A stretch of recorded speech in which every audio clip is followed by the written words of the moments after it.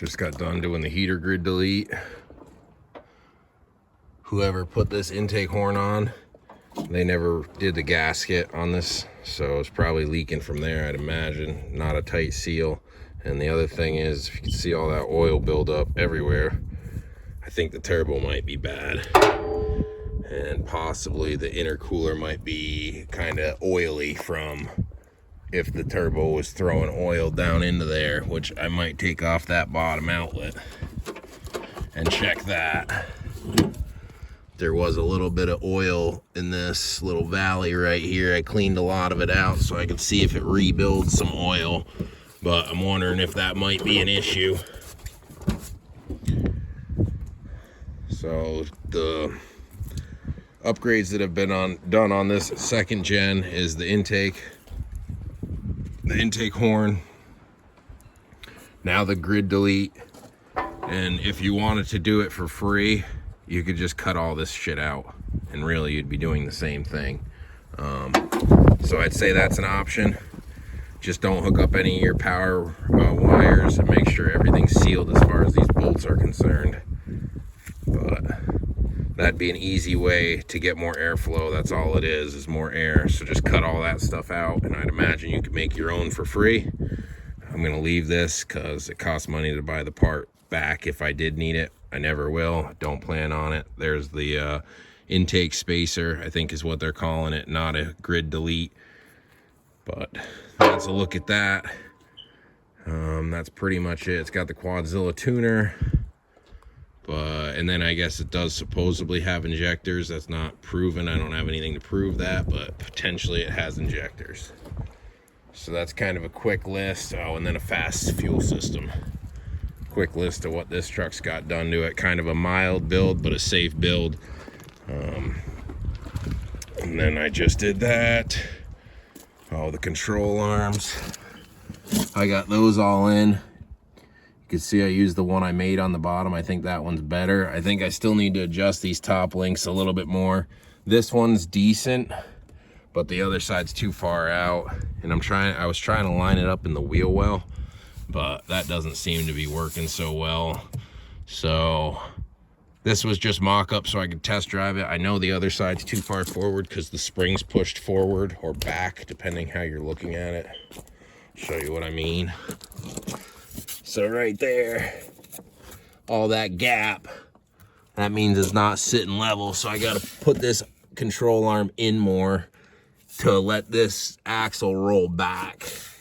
But same concept, the bottom arm I built, and then the top arm is the one I ordered. But looks way better, way stronger. So I think I mentioned it, but the first night I took it for a test drive after getting the control arms in. I was getting blow by from the oil cap. The oil cap was dancing, and then I was gonna fix this. I gotta fix this next. I'm gonna try to twist that bolt around so it can bolt into this, and then I won't have to hold that oil thing because there's nothing holding it, so it's a bitch. But pretty much the last oil dipstick was too long, and it looked something like that. It didn't seal up. There was a chunk of metal on here making it so this wouldn't seal around the O-ring, and it was just blowing oil all over this area right here. So I cut this piece off right here where the steel was. There's a fucking tick on my arm. What the fuck, man? That is random, but I did go for a walk earlier, but man, son of a biatch.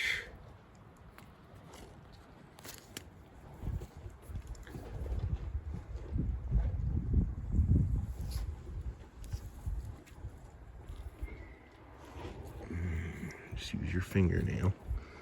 There's one half, there's the other. Anyway. But yeah, so oil was spraying all over, so I fixed that issue because it was, one, it was making a mess, and two, it was blow-buying through the dipstick, all pushing oil out. I think part of it was because they had the longer dipstick in there, they overfilled the oil a lot. So since I've done an oil change, I haven't noticed that, but that's something to think about. You probably never have that happen on yours. This is just some rigging somebody did. But I'm gonna add that bolt up here like I had talked about and twist that bracket around so that's actually holding that. Then that'll be good. And the 3rd gen seat, I got the power to work, so that's now moving on its own. Still waiting on the seat cover, and I might spray foam that in. But here's a look. Does both now. I just had to loosen this bolt up. I figured that's what it was, because when that was too tight, it was bending the rail and it was making that motor so it couldn't push back because they're kind of weak. But that's a look at the 3rd gen interior. Still got a ways to go. Waiting on doors, parts rig to clean everything else up. But control arms are in. And then you can look at this gap between the fender and tire. Kind of give you an idea. The other one I was shooting for middle, and this one's pretty close to middle, but then the other one's pushed further back. I think, yeah, that's the side that's better. Like I wanted it to line up with this side. Then if I go with a bigger tire, it's in the center of the wheel well, which makes sense to me. But, and then I just noticed this blinker in here. So does that mean, oh, so she doesn't have a blinker anymore. I'm gonna have to put that back in. Fucking thing. It's funny though. But then this one is kind of pushed back still.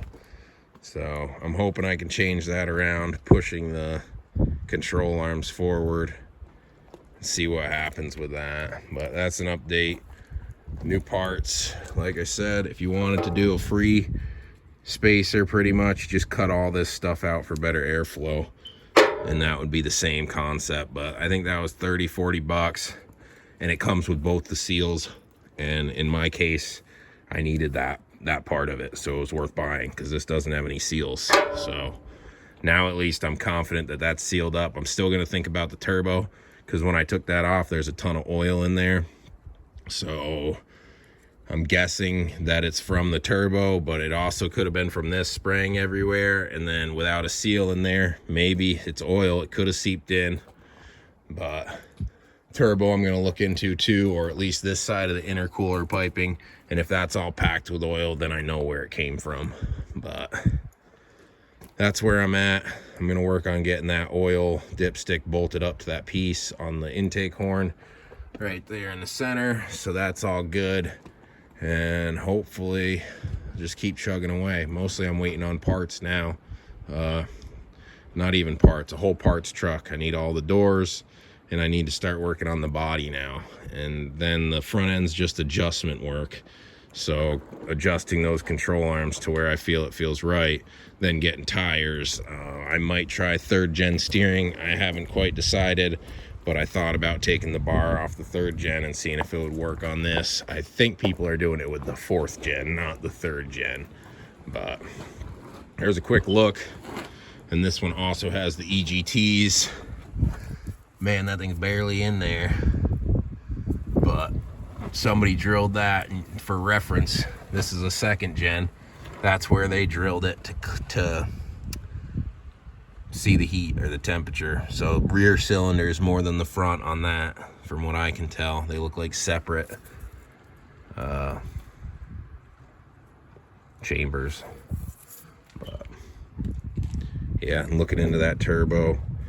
These are all just, and then I know it needs a belt, like simple stuff that's just gonna come with time, but I'm not in a huge rush. I'm not gonna spend my money on it. But look at this bumper on it.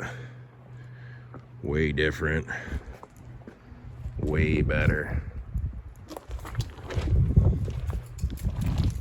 And then this, I see all this, that'll be hard to paint over all that crazy spidering. That's where she's at. There's an update.